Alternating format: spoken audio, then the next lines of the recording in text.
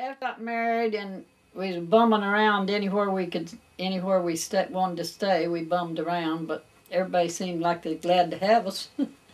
And he decided we'd go to Indiana. And his dad lived up there.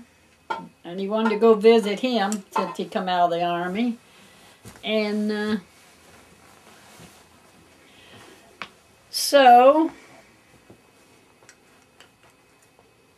we went to Indiana. We visited Fred Diamond's brother, Lawrence. Not brother, cousin. His dad's brother. We went to their house. He was a friend of Ray's that Ray had worked in the oil fields with him and used to stay with him. And lived in a tent while he was working in the oil fields, and this man's wife cooked the meals.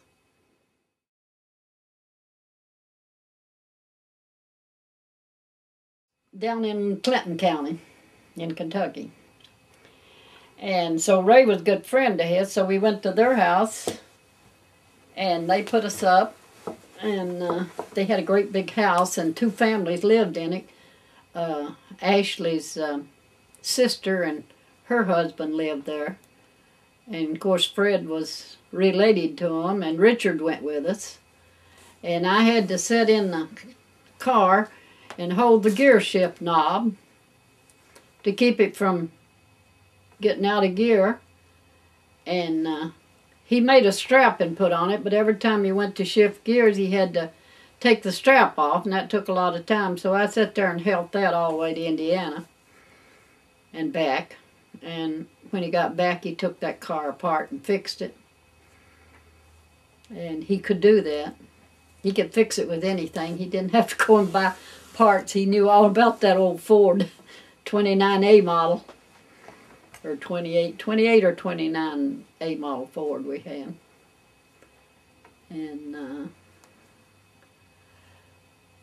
so while we was gone to Indiana over in November, I know we was out there on Dad's birthday, which was 11th of November, Armistice Day, or whatever you call it, Veterans Day. And we got back home. We went and visited his dad, too. And nobody told me that he had a sister. And we got there and knocked on the door and heard this girl come to the door, and she looked just like him. I was just shocked. She looked just like him if she hadn't had long hair. Was that Rose? No, that was Evelyn. She's still living. And but they kept, Mom Eubanks kept saying, no fool like an old fool. Well, I mean, when she was talking about his dad, I mean, she didn't like him, I guess. Edith, his stepmother, said she didn't like him. And he stayed in Kentucky a year after his wife died, and Mom Eubanks kept Ray for a year, and his two sisters. He gave her a milk cow to keep his kids until he could get settled down and take them.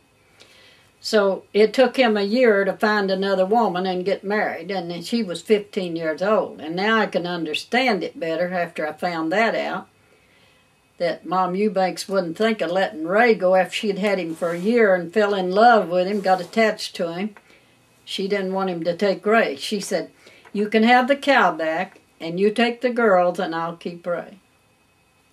And he didn't want to sue her, and they ended up that way. And then Ray would go out and stay with him after he got out of school and live with them a little bit, but he wasn't with them much. And he didn't like the way they lived. They had a big chair, and they wouldn't let Ray sit in it. That was Dad's chair, and kids weren't supposed to sit in it. And Ray said, when I get married, I'll never have furniture that I can't use.